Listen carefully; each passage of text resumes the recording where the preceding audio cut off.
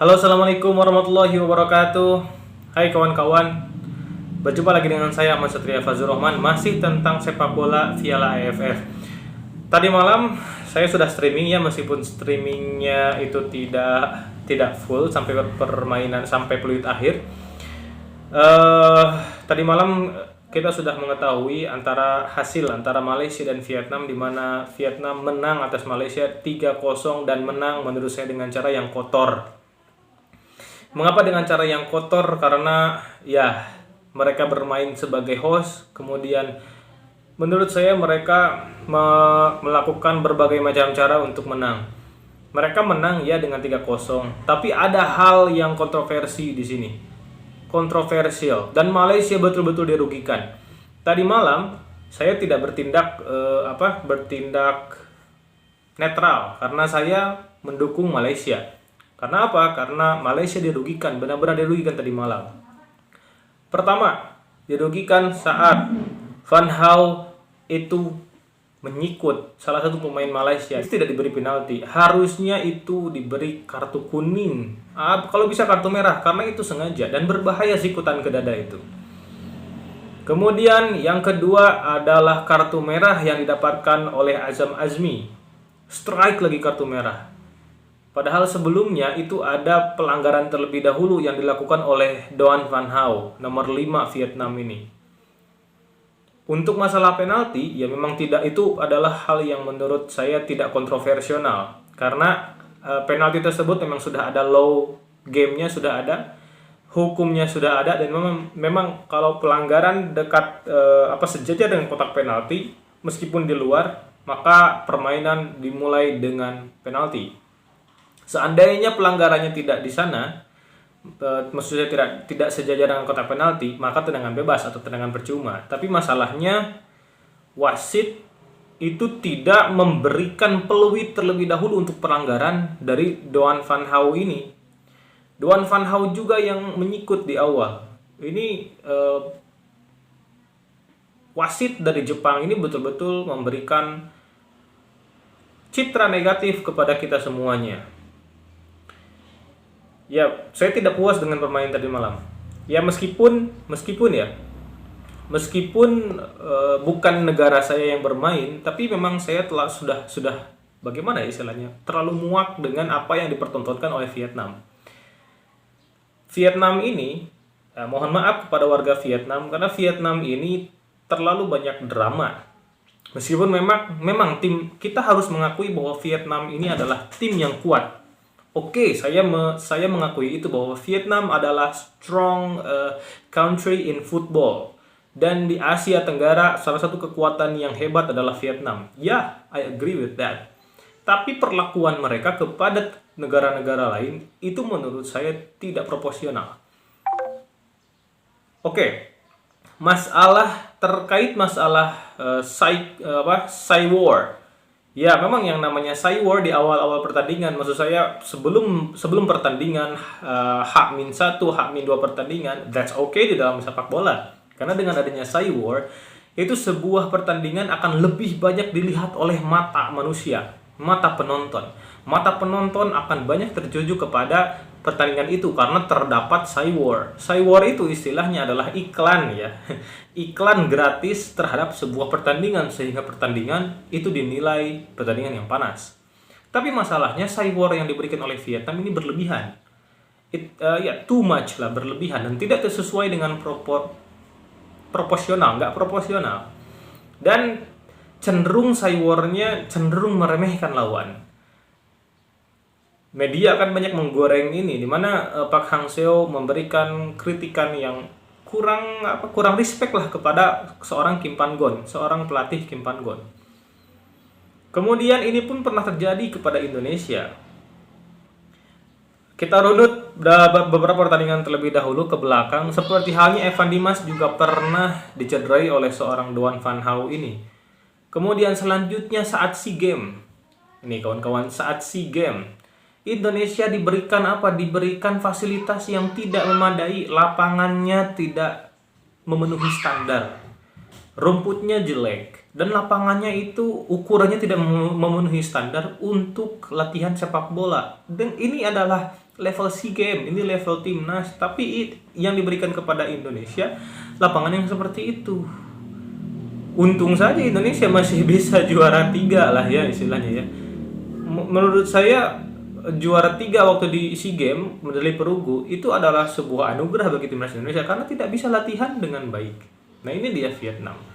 Wajar saja saat ini setelah match berakhir, ya, mohon maaf ya saya membahas di luar konteks pertandingannya dulu. Setelah pertandingan berakhir, banyak sekali netizen Indonesia yang juga mendukung dan memberikan support kepada Malaysia. Contohnya ini, kawan-kawan bisa lihat. Netizen pertama yang mengomentari dan mendukung Malaysia contohnya adalah Aryo Hardiansyah. Di sini dia bilang bahwa keberpihakan wasit ke Vietnam terlalu vulgar. Dia yang langgar pemain Malaysia tapi dia lolos dari hukuman. Malah pemain Malaysia yang dihukum kartu merah. Udah gitu dihukum penalti pula. Parah, level AFF masih jauh dari standar fair play. Nah untuk terkait penalti tadi sudah dibahas tadi ya. Kemudian selanjutnya ada dari Ida Bagus Mahardika. Betul, pemain Vietnam ini sangat kasar mainnya. Seharusnya Malaysia dapat penalti dan pemain ini dapat kartu kuning atau merah. Seperti waktu SEA Games, Ivan Dimas dengan sengaja diinjak kakinya sampai cedera, tetapi pemain Vietnam tetap selamat dari kartu. Hal ini perlu diwaspadai oleh pemain Indonesia, jangan terprovokasi oleh tindakan dan perbuatan pemain seperti ini. Nah, kemudian selanjutnya ada dari Tahara Nasution. I am Indonesian. I stood up with my brother Malaysia, although we have having a lot of trash talk recently. The ref is doing really badly and you can really farming in that stadium field. Ya ini Tahara Nasution ini mengomentari padang atau lapangan yang jelek yang dimiliki Vietnam. Mungkin dia panas karena Tahara Nasution ini marah karena ya memang yang namanya Vietnam selalu juga mengomentari stadion-stadion yang di Indonesia ya. Rajin sekali mereka mengomentari orang lain, tapi tidak bisa introspeksi diri. Itu kawan-kawan. Nah oke, sekarang ke pertandingan ya kawan-kawan. Di pertandingan tadi malam, Malaysia, saya optimis sebenarnya dengan permainan Malaysia. Apalagi di menit-menit awal hingga ke menit 20. Hingga menit 20. Pokoknya sebelum terjadinya kontroversi pelanggaran Doan Van Hau menyikut itu ya. Jadi sebelum sikutan itu permainan Malaysia begitu cair dan saya kaget, jujur saja kaget dengan permainan Malaysia di mana lapangan tengah yang dikomandoi oleh Stuart Wilkin, kemudian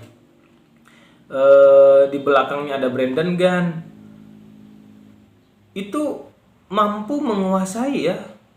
Litak di sisi sebelah kanan itu luar biasa bagus. Kemudian Mukhairi Ajmal menurut saya adalah pemain yang paling menonjol dari malam. Mukhairi Ajmal di kanan, Ruven Tiran di kiri. Mukhairi Ajmal larinya lincah. Bagus sekali pola permainan dari Mukhairi Ajmal ini. Karena memang Mukhairi Ajmal adalah salah satu pemain yang banyak berlari. Bukan hanya di tim nasional tapi juga di liga. Kemudian selanjutnya sayangnya Faisal Halim di pertandingan tadi malam dikunci oleh Vietnam. Betul-betul dikunci pergerakannya. Pemain ini tidak mampu mengembangkan permainan. Karena memang Vietnam mewaspadai seorang Faisal Halim.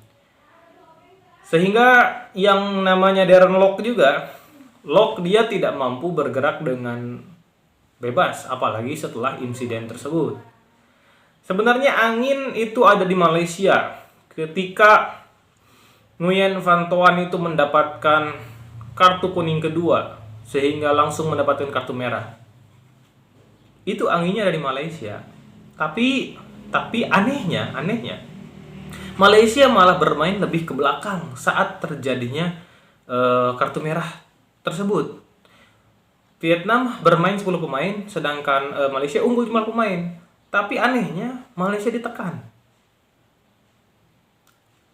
Entah apa yang dipikirkan oleh Kim Pan Gon, tapi memang mungkin ya Vietnam memiliki kedalaman atau skill yang lebih baik, karena kita tahu bahwa Malaysia tidak menggunakan skuad utama. Tapi betul-betul nih, di menit-menit awal saya melihat pemain Malaysia ini luar biasa bagus. Makanya saya optimis Malaysia menang di menit-menit awal itu hingga menit 20-an. Tapi sayangnya mental. Nah, ini dia yang harus menjadi pembahasan kita semua. Mental para pemain Malaysia yang baru ini ya. Tim yang baru ini belum terasah dan belum teruji di lapangan. Jadi saat mereka mendapatkan suatu hal yang merugikan mereka di lapangan, itu kelihatan drop ya kawan-kawan. Kelihatan ngedrop. Kelihatan sangat-sangat ngedrop. Di streaming tadi malam juga saya memberikan saran, meskipun tidak terdengar oleh Kim Pan Gon, Malaysia harus hati-hati dengan umpan-umpan 1-2 cepat yang diperagakan oleh Vietnam. Juga umpan-umpan terobosan. Ya, di babak pertama umpan-umpan terobosan dan juga tik-tak itu tidak, memang meskipun ada dan membahayakan, tapi tidak berbuah gol. Karena pemain belakang ada Brandon Gan dan lain sebagainya, itu mampu meredam permainan Vietnam, tapi lupa dengan set piece. Dominic Tan juga di belakang bagus, tapi lupa dengan set piece yang dilakukan oleh Vietnam, sehingga Tien Lin mampu memanfaatkan ini. Tien Lin pemain yang tinggi, salah satu yang menghancurkan Indonesia juga, salah satunya Tien Lin dulu. Tien Lin ya. Nah, kedepannya Malaysia memang kekalahan satu kali ini menurut saya tidak menutup kesempatan atau tidak menutup peluang bagi Malaysia untuk lolos ke semifinal, karena di pertandingan terakhir mereka masih memiliki lawan, yakni Singapura, dan Malaysia akan bertanding melawan Singapura di Bukit Jalil. Bukit Jalil adalah stadion yang mengerikan bagi tamu. Nah, makanya saya yakin bahwa Malaysia mampu menang atas Singapura di Bukit Jalil. Meskipun Singapura juga belum menelan kekalahan, tapi mereka belum bertemu dengan Vietnam. Nah, kita lihat nanti pertandingan yang seru antara Malaysia dan Singapura ini. Malaysia harus bisa mengalahkan Singapura supaya mereka bisa melenggang ke semifinal. Jika tidak, akan berbahaya. Dan Singapura juga tidak bisa dianggap enteng dan remeh, karena mereka memiliki pemain-pemain berpengalaman. Sunni di kiper itu alot kawan-kawan ya. Itu keras. Sunni maksud keras itu gawangnya susah dibobol seorang Sunni. Selain berpengalaman, dia juga pemain yang veteran, pemain yang sudah berumur, sehingga dia memiliki mentalitas dan kemudian kematangan dalam bermain. Itu Sunni. Ini terasa kematangan Sunni saat Indonesia kocar-kacir, kesulitan untuk membobol gawang Sunni di semifinal Piala AFF edisi yang lalu. Kemudian ada Haris Harun di belakang, pemain yang tinggi. Ini juga berbahaya Haris Harun. Darren Lock harus mampu menembus seorang Haris Harun jika ingin lolos ke semifinal. Kemudian ada juga Syahdan Sulaiman, dan jangan lupa di depan ada pemain muda bertalenta yang dimiliki oleh Singapura, Ilham Fandi, salah satu dari Fandi bersaudara, dan ini adalah salah satu dari 4 Fandi bersaudara. Ilham Fandi memang masih muda, berapa belas tahun sekarang ya, tapi dia itu tajam kawan-kawan, dan dia memiliki tinggi yang mumpuni untuk seorang striker. Hati-hati dengan Singapura. Tentu Singapura juga tidak ingin kalah di Bukit Jalil. Tapi Malaysia menurut saya lebih memiliki kans karena mereka bermain di Bukit Jalil, dan Bukit Jalil adalah tuahnya bagi Malaysia. Indonesia pun pernah kalah tahun 2010 saat zaman Sapi Sali, kemudian Nur Syahrul Idlan kalau nggak salah ya. Kipernya Khairul Fahmi Chehmat waktu itu. Waktu saya masih kelas 3 SMA waktu itu ya kawan-kawan, 3 SMA 2010. Sudah lama, tapi masih terngiang-ngiang di kepala kekalahan timnas Indonesia. Oke kawan-kawan, itu saja yang bisa saya sampaikan. Esok hari Indonesia akan melawan Thailand dan ini adalah salah satu big match juga. Big match yang harus ditonton oleh kita semuanya. Bagaimana kiprah Indonesia? Apakah mampu mengalahkan Thailand atau menahan Thailand atau kalah bahkan dari Thailand? Kita saksikan bersama-sama. Saya Ahmad Setia Fazlur Rahman. Terima kasih telah mampir di channel saya. Jangan lupa like, share, dan subscribe channel ini untuk membantu channel ini agar lebih dapat menjangkau orang-orang yang lebih banyak. Assalamualaikum warahmatullahi wabarakatuh.